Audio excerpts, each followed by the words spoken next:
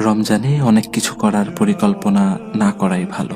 সারা বছর আপনি কি করেছেন বা কি বাকি রেখেছেন সেটা বড় কথা নয়।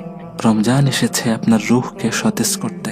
তাই এই এক মাস নিজেকে একটু অবসর দিন। ইন্টারনেটের গোলকদাদা থেকে বেরিয়ে এসে স্রেফ নিজের সাথে আর নিজের রবের সাথে সময় কাটান। খুব সাধারণ কিন্তু গভীর কিছু কাজে মনোযোগ দিন। প্রথমত, রোজা রাখুন। কেবল না খেয়ে থাকা নয়, চোখ, কান, জিহ্বার রোজা নিশ্চিত করুন। সংক্ষিপ্ত কিন্তু গভীর তেলাওয়াত। অনেকগুলো খতমের পেছনে না ছুটে অল্প করে পড়ুন, কিন্তু অনুধাবন করে। এবার বলছি লাইফ চেঞ্জিং একটা আমলের কথা, দরুদ শরীফ।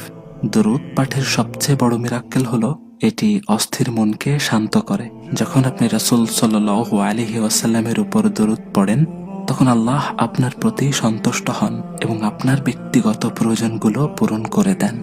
নিস্তবতা। দিনে কিছুটা সময় চুপচাপ বসে থাকুন। নিজের ভুলগুলো নিয়ে ভাবুন, আল্লাহর কাছে ক্ষমা চান।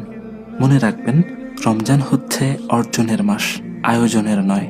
তাই সব কাজ রমজানের জন্য জমিয়ে না রেখে এই মাসটিকে শুধু ইবাদাত আর আত্মশুদ্ধির জন্য বরাদ্দ রাখুন।